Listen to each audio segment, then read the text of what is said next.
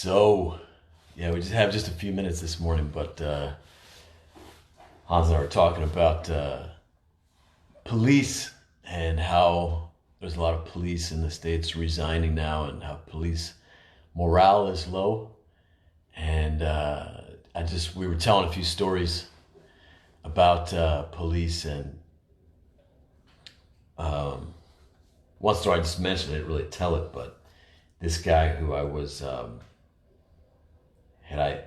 back in the day, I used to work with drug addicts and ex-cons, and I had a landscaping business, and the guys I could find who would work hard were guys who didn't have other options. So they were, and I wanted to hire Americans because everyone else was hiring illegal immigrants. And these guys were very cheap, but they didn't speak any English, and they were always new people every time you pick them up. So I was working in these high-end neighborhoods, and I wanted my competitive strategy to be they see the same guys, and the guys can speak English, and like that was going to be our thing. Well, the only guys who could handle the work and who would keep showing up were guys who were either ex-cons or drug addicts. And so, of course, many of these guys had... or current cons. Many of these guys had problems with the police in their past, present, and future. And I had a bunch of issues myself with police, especially back then. And this one guy who... I won't go into the full story. I think it's a great story, but I fired him. And a year later, he had 2 strikes against him, so he'd already been to prison twice for dealing drugs. And in Texas, it's the 3 strikes and you're out rule. So if he knows if he gets in trouble one more time, he's going to prison for 25 years, mandatory. Like, that's it, no other options. 25 years mandatory. And so this police officer pulls him over in Austin. This was in a park in Austin, Texas. And, Alan Padron was the guy's name that worked for me. He knows he's got drugs in the car, and he's got cocaine in the car. And he knows that this is his only chance to stay out of prison, is to get away from this officer. And he pulls out his gun, and black officer, he pulls out his gun and shoots him in the chest. kills the police officer. And then this guy who worked for me, I almost said my friend, but he escapes. This was a bad dude. He escapes down to Houston, runs from the cops, and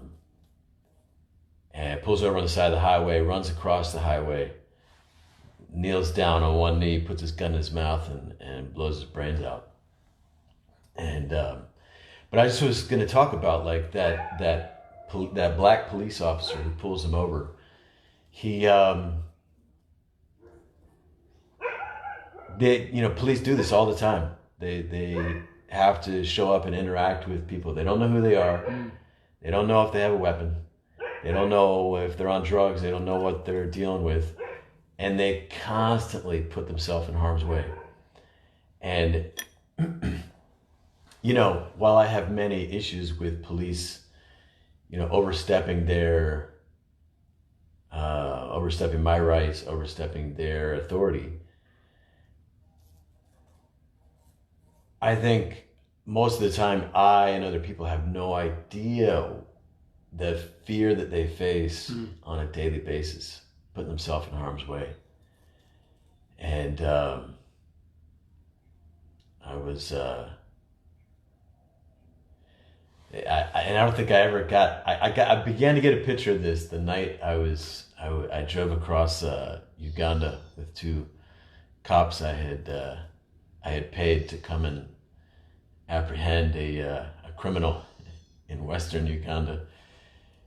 And so I'm driving through the night with these 2 undercover cops with weapons into enemy territory, And I remember we were hiding out in the morning because if the people in town see that there's a white guy in the car, it's good. News of this is gonna pass the town like so fast.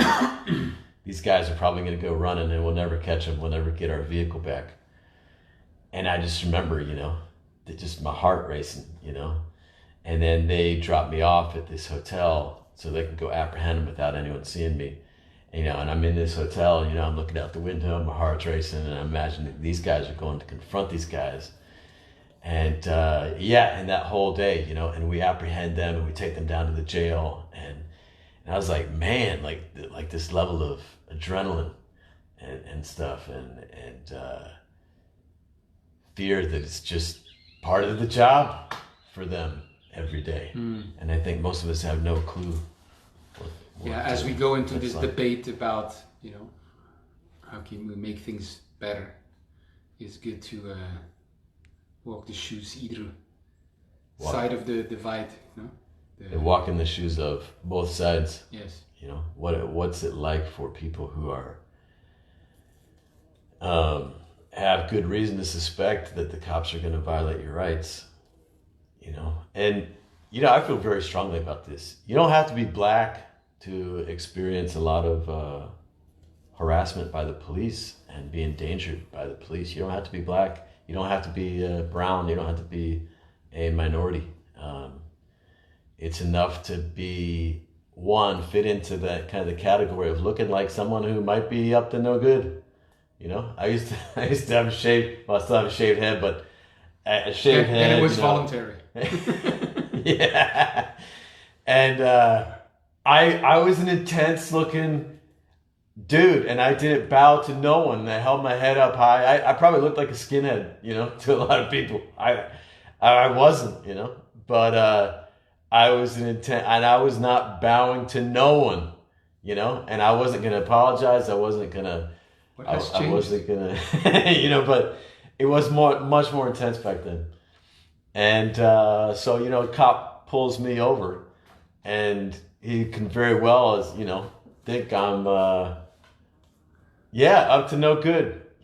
I wasn't gonna give any undue politeness or kind of being extra friendly or being submissive in any kind of a way. And so I had all kinds of run-ins with police, all kinds of them violating me, my property, my personhood, and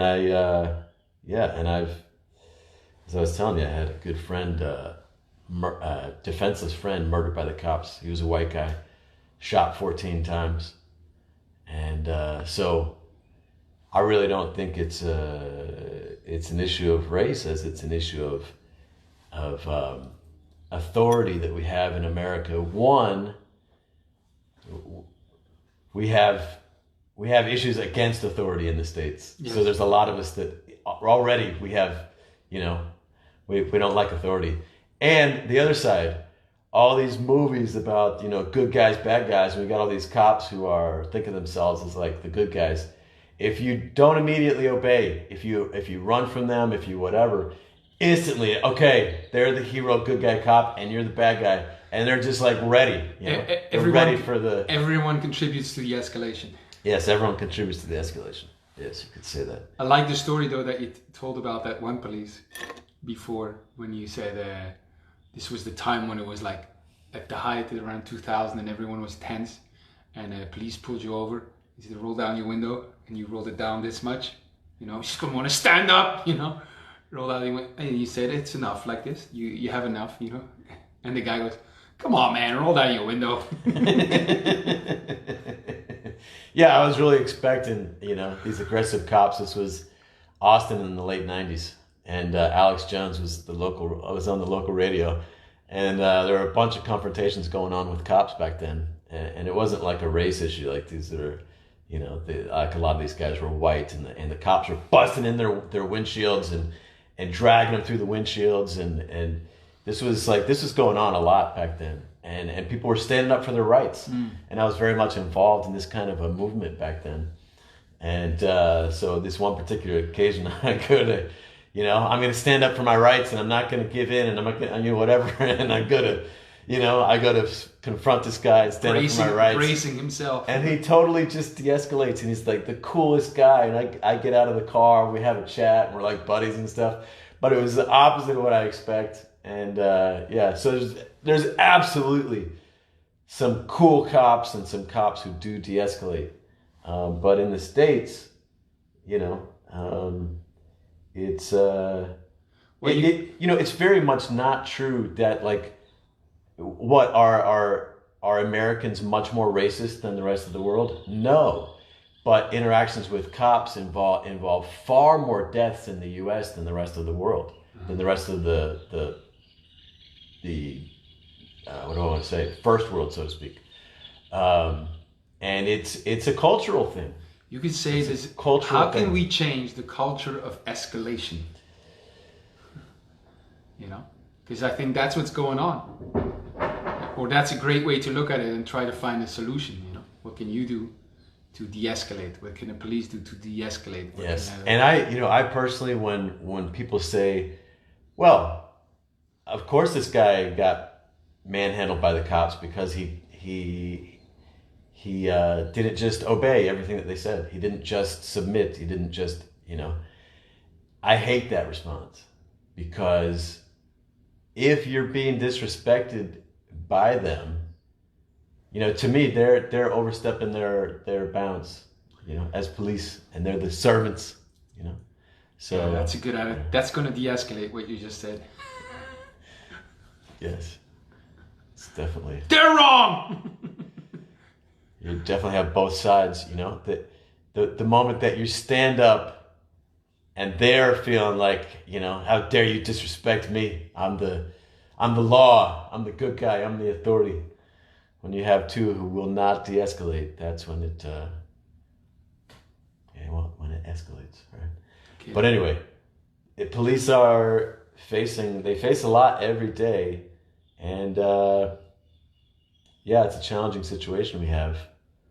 Lots of cops apparently resigning in protest or quitting their jobs because they're no longer honored for their role. And yeah, I just hope good things come from it. So we've got Stefan watching. Who else is out there? Who's that black and white image? I can't tell. But Hans, we gotta go. We have another call coming up. But just say howdy to y'all. Have a great day, guys. Yeah, announce in back tomorrow. 4 hours from now.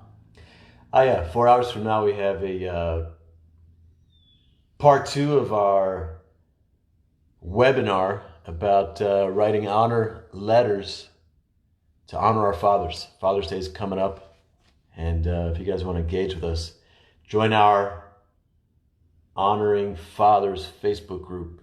We'll be going live in 4 hours.